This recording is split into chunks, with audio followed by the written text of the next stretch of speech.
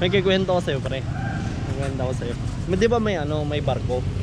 Ang sakay ng barko, Incheck, Pilipino, tsaka Amerikano. Ngayon, lumayag na yung barko. Tapos may nalaglag na tao. May nalaglag. Oh. Tapos yung Pilipino, ayaw sagipin.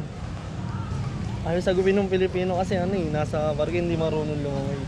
Ngayon yung Amerikano, ayaw din sagipin.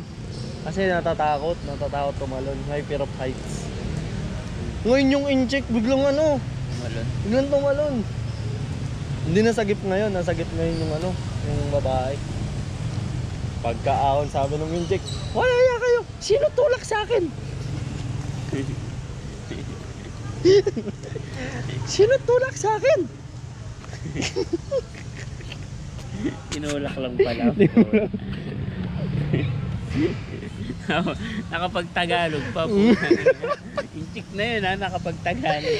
Tagalog yung nagkikwento eh. Wala ya kayo. Wala ya kayo, sino tulak sa akin? Tapos Ayun, naligtas yung babae. Safe. ay na natuto mag-Tagalog nung tumalon sa dagat. Gago. Lapit mo pre, lapit mo. Basic.